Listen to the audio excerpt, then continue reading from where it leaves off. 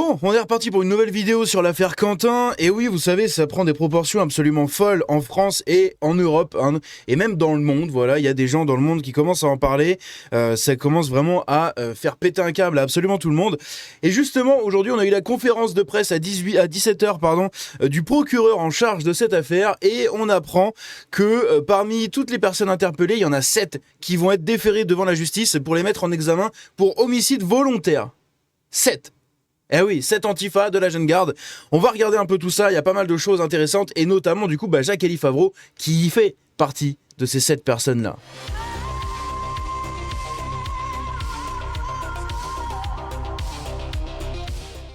Donc, on a eu, comme je l'ai dit, la conférence de presse, voilà, je perds mes mots, la conférence de presse du procureur de Lyon en charge de cette enquête, je sais plus comment il s'appelle le mec, j'ai plus son nom, mais voilà, donc je l'ai regardé en entière, pendant que j'ai fait un petit peu mon vélo là, je regardais ça a duré une dizaine de minutes, bon, c'était pas très intéressant, il a pas répondu à beaucoup de choses, il y a encore beaucoup de choses qui sont cachées, beaucoup de choses qu'il ne dit pas, voilà, mais ici on a un résumé qui est bien fait par l'Observatoire des violences politiques, là, le compte sur X, on a un bon résumé complet de globalement toute cette conférence de presse d'une dizaine de minutes. Et je vais vous lire ça, vous allez voir, c'est intéressant. Résumé de la conférence de presse du procureur de la République au sujet du meurtre de Quentin. Donc 2 antifas ont gardé le silence en garde à vue. Donc il y avait 11 interpellés, sur les 11, il n'y en a que 7 qui ont parlé et 2 qui ont gardé le silence, qui n'ont absolument rien dit, rien reconnu, rien. Ils n'ont rien dit. Certains ont avoué avoir frappé Quentin, d'autres ont simplement avoué leur présence. Mais ils ont tous nié la volonté de tuer, évidemment. Ils n'ont été que 3 à avouer leur engagement au sein de la mouvance antifasciste. Donc il n'y en a que 3 qui ont dit... Donc, enfin, c'est marrant. T'as 11 interpellations. Sur les 11, t'en as 2 qui parlent pas. Donc du coup, il t'en reste plus que 9. Voilà, il t'en reste plus que 9. Sur ces 9 qui ont parlé, du coup, il y en a que 3. Il y en a que 3 qui ont reconnu être des antifas. Les autres ont dit qu'ils étaient là, ils étaient présents. Il y en a qui ont dit qu'ils ont tapé, mais aucun ne voulait tuer. Hein, ils voulaient juste se défouler, quoi. En gros, c'est les petits bourgeois qui voulaient expier leur haine, et leur violence intérieure dans la rue sur d'autres personnes, quoi. C'est juste ça, en fait. Les 4 personnes interpellées pour recel de malfaiteurs ont été libérées. Les 7 antifas inculpés pour homicide volontaire ont été déférés, dont Jacques-Élie Favreau, donc déféré devant la justice. Donc il y aura un procès, ils seront devant un juge, voilà. Et donc il y en a 7 parmi ces gens-là. Le parquet s'apprête à les mettre en examen, du coup, les 7 pour homicide volontaire. Donc c'est ce que je vous ai dit en intro de vidéo. Le placement en détention provisoire des 7 antifas a été requis par le parquet. Ça, j'ai oublié aussi. Ils veulent les faire enfermer le temps du procès. Enfin, jusqu'au procès. 2 antifas ont par ailleurs déjà été condamnés, tandis qu'un antifa, donc ils ont déjà eu des condamnations par le passé, c'est ça qu'il faut entendre, et surtout, ça c'est une des grosses infos, comme j'ai dit, on n'a pas appris grand chose, on a appris que, il y a eu 7 antifas qui vont être déférés devant la justice avec une détention provisoire qui est demandée, et de l'autre côté, ce qu'on a appris d'autre, c'est ça, c'est que un des antifas qui a été chopé, qui a été interpellé dans l'affaire Quentin, eh bien, c'est quelqu'un qui était déjà connu et sous contrôle judiciaire, donc il devait pointer au commissariat, etc., pour des faits de violence, mais pas seulement de violence raciste. Eh oui, parce que il y a de grandes chances que un des condamnés, enfin, un des mis en cause dans cette affaire-là de Quentin, eh bien, ce soit aussi un des mecs de la fameuse agression d'un juif dans le métro. Vous vous rappelez de ça, où des mecs ont agressé un juif totalement gratos, de manière totalement gratuite. Et donc, il y avait 8 personnes de mise en cause dans cette affaire-là. Eh bien, une des 8 personnes est aussi mise en cause là-dedans, dans l'affaire Quentin. C'est marrant comment tous les combats se joignent. Donc Thierry Dran, voilà, il s'appelle Thierry Dran, le procureur de la République de Lyon. Donc l'identification des personnes a été difficile. Et ce jour, il reste plusieurs personnes à identifier. Donc j'aime bien, ça fait une semaine que l'agression a eu lieu, puisque c'était jeudi dernier soir. Ça fait une semaine, ok ? En 24-48 heures, Internet tout entier avait doxé l'ensemble des familles de toutes les personnes soupçonnées d'être dans ce truc-là, pendant que la police était en train de se dire « Est-ce que c'est vraiment Jacques-Élie Favreau ou pas, lui ?» Enfin, c'est un truc de ouf. Ils essayent d'identifier une personne, t'as Internet qui a doxé tout le monde, tout le reste des gens qui étaient présents potentiellement à ce jour-là. Donc bref, après, ça reste la justice Internet. Ça se trouve, Internet s'est complètement planté. Mais bon, il y a cette fameuse nana, hein, je vais pas dire son nom au cas où, mais qui est fille d'un des hauts responsables de la mairie de Lyon, voilà, qui apparemment était présente sur les lieux, hein, de l'affaire. Mais au moment où tout le monde et Internet entier a doxé absolument tout ça autour de cette personne-là, on a appris de son avocat qu'il démente l'information comme quoi elle était présente et qu'apparemment elle aurait été en Amérique du Sud dans un programme Erasmus ou je sais pas quoi. Bon, c'est bizarre parce que apparemment le samedi, pardon, donc 2 jours après Quentin, le samedi, la journée où on a appris que du coup il était véritablement décédé après avoir été en mort cérébrale, eh bien des gens l'auraient aperçu à Lyon. C'est bizarre, hein. Mais bref. Donc en gros voilà, hein, Internet avait identifié plein de personnes, leurs comptes sur les réseaux, tous ces trucs là et tout, et pendant que la police en fait cherche encore à identifier les gens. Bon, c'est un peu dommage. Mais c'est normal, hein, c'est la police à la fin qui a le dernier mot, et s'ils veulent mettre 15 ans à identifier 2 personnes, bah ils mettent 15 ans à identifier 2 personnes, et je pense qu'il y a pas mal de gens aussi, hein, qui ont été identifiés, mais bien plus que les gens qui ont été placés en garde à vue, hein, qui ont été interpellés, mais surtout qu'il y a beaucoup de gens aussi, je pense, qui trahissent leur présence via leur compte sur des boucles Telegram, des groupes Insta, des trucs, des groupes WhatsApp, etc., de tous ces trucs antifa. Bref. Autre chose, donc c'est ça, hein, voilà, l'un des mis en cause dans l'affaire du meurtre de Quentin est actuellement sous contrôle judiciaire pour une agression antisémite, hein, donc cette fameuse agression, 8 militants de la Jeune Garde mis en examen après l'agression en réunion d'un mineur, donc un mineur apparemment il était juif ou je sais pas quoi, dans le métro, un truc comme ça. Bref, ensuite on a quoi d'autre, donc la mise en examen, ok, donc ça on l'a déjà vu. Blablabla, blablabla, ça on l'a déjà vu. Ok. Jacques-Élie Fabreau et 5 autres suspects présentés à un juge d'instruction en vue d'une probable mise en examen. Ça c'était au début, mais du coup le procureur a officialisé ça. À côté, qu'est-ce qui s'est passé ?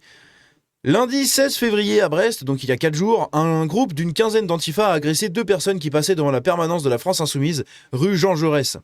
Les antifas masqués ont asséné des coups de poing au visage d'une des 2 personnes, tandis que l'autre est parvenu à s'échapper. Intéressant, hein, évidemment. La victime ensanglantée a été traitée de sale facho durant l'agression et aurait aperçu un couteau, ce qui reste à confirmer. Voilà.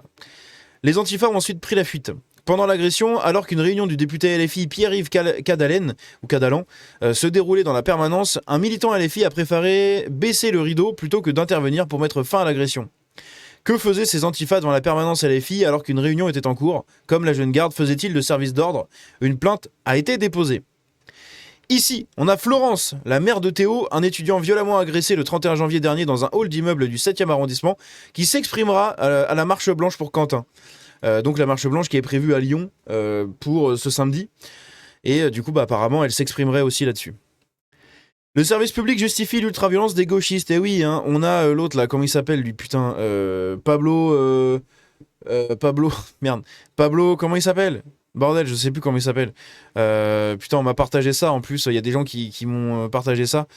Attendez, faut que je putain. Mince, c'était où ? Je crois que c'est Teddy Boy qui m'avait partagé ça. Voilà, Teddy Boy. Teddy Boy, donc j'avais dit, c'est qui cette... voilà. Et lui m'avait dit, donc c'est Pablo Vivien. Voilà, Pablo Vivien. Intéressant, Pablo Vivien, un pseudo-journaliste, hein. J'avais oublié son existence, mais quand il m'a redit son nom, son prénom, du coup je m'en suis rappelé. Je crois que j'en avais même fait une vidéo de lui, ou alors il était passé dans un best-of du Wokistan ou un truc comme ça, je ne sais plus. Mais oui, non, j'avais complètement oublié ce mec. Mais bref, du coup, bah voilà, hein, Pablo Vivien qui nous dit « Vous avez une partie de la gauche qui considère qu'on est dans une société fasciste, dans un moment d'affrontement physique avec le fascisme de l'extrême droite. » Voilà, donc il justifie. Hein. Et tout ça sur France TV, bien évidemment. Macron, chers amis, Macron qui nous humilie une fois de plus. Donc il est en déplacement en Inde, je crois. Tout simplement, donc pour un sommet sur l'IA, hein, ce que je vois derrière là. Et il y a des journalistes qui lui posent des questions, sur notamment le fait que Giorgia Meloni ait déclaré que tous les antifas, etc., doivent être condamnés, etc., etc. Donc elle condamne la violence, elle rend hommage à Quentin. Macron qui répond, vu qu'il aime pas trop Meloni, il répond ceci, voilà, et ça c'est assez scandaleux. Il dit la première ministre italienne avait estimé donc que la mort de Quentin Derenc était une blessure pour l'Europe entière, voilà. Et lui il répond ceci, que chacun reste chez soi et les moutons seront bien gardés, et il invite Meloni à cesser de commenter ce qui se passe chez les autres. C'est quand même incroyable, c'est quand même incroyable. C'est-à-dire que Macron, qui passe plus de temps à l'étranger qu'en France, qui passe plus de temps à parler des autres pays que la France, ok ?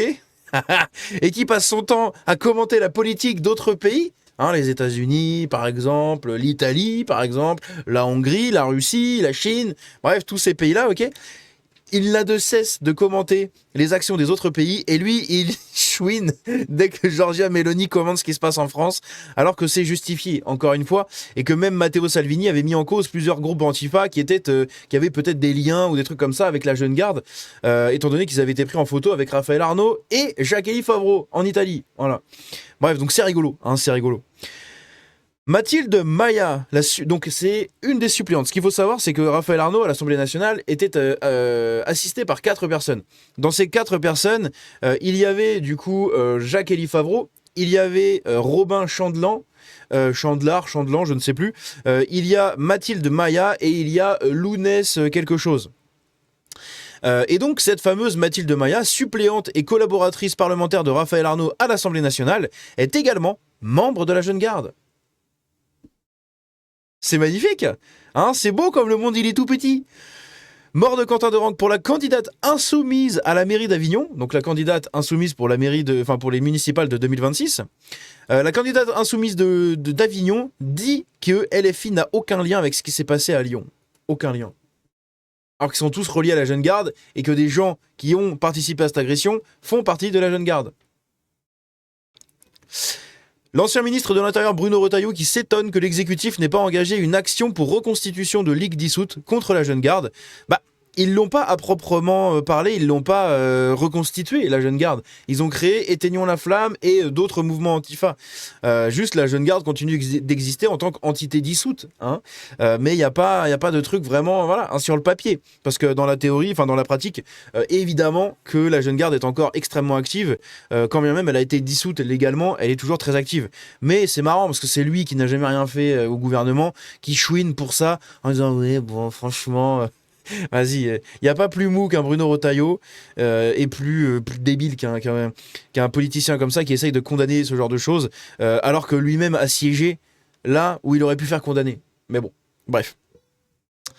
Donc ça, on l'a déjà vu. Ici, après Quentin, cette LFI a peur d'un macartisme à la française. Voilà. Regardez, la diabolisation de la France insoumise concerne toute la gauche politique. Après Charlie Kirk, Trump en a profité pour faire la chasse aux socialistes. Le même danger macartiste nous guette. Donc voilà, après la mort de Quentin, en gros, la France et la droite française, les centres droits, même toute la France, sauf la LFI en réalité, parce qu'il y a même des écolos qui commencent à critiquer la LFI, hein. C'est quand même dingue. Ils ont tous bénéficié de l'influence de la LFI de près ou de loin, et c'est les premiers à leur pisser à la gueule, c'est bien des traîtres, hein, c'est fou. Bref, et donc la majorité de la classe politique française, de l'opinion publique et des gens de la France, bref, selon elle, en profiterait pour faire la chasse à LFI. Hein. Très intéressant. Entre 2000 et 3000 personnes sont attendues samedi à Lyon pour la marche en hommage à Quentin. Voilà, on le sait qu'il y aura aussi des militants patriotes de l'Europe hein, tout entière, pas que de la France. Ici, regardez ça, on va mettre l'écran. Merde, je me suis chié en fait dans mes touches sur mon Stream Deck, mes gros doigts ont appuyé sur la mauvaise touche. Donc on va mettre les clampins, voilà, pour ça, et regardez ça, pendant un meeting de LFI, il y a quelques jours, hein, donc après la mort de Quentin, on a assisté à ça.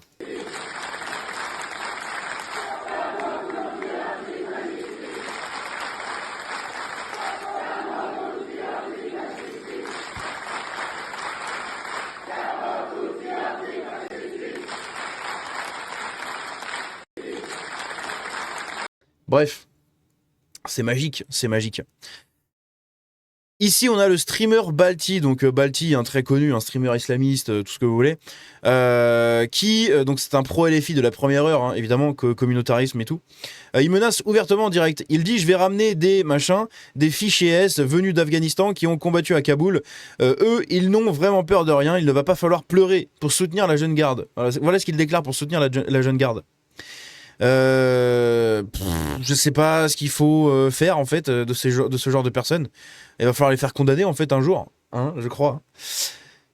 Ici, voilà, d'anciens clips hein, de Mélenchon qui ressortent, hein, où il menace du coup de faire péter la gueule à un mec qui vient lui poser lui parler avec son téléphone, je sais pas quoi, bref, ça date un peu. Clémentine Autain qui dénonce une ambiance de chasse à l'homme contre LFI, hein, donc ils vont tous se victimiser maintenant. Ici, on a ce fameux extrait de Jean-Luc Mélenchon en mode La République, c'est moi, quand il y avait eu une perquisition de ses locaux, où on voit le bordel après qui avait été fait et tout.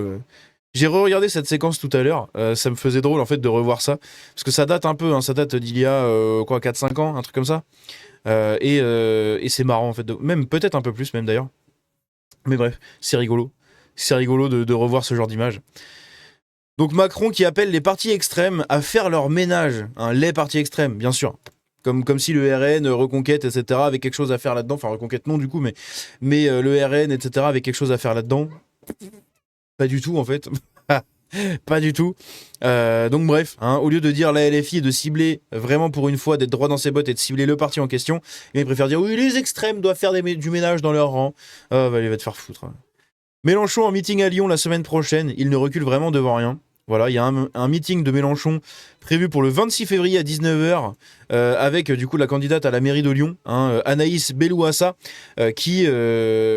Ah non, elle n'est pas candidate celle-là, mais c'est la députée de Lyon, voilà. La députée de Lyon, et justement ce qui est assez rigolo avec elle, c'est que c'était une très très proche de Raphaël Arnaud et de la Jeune Garde. C'est rigolo.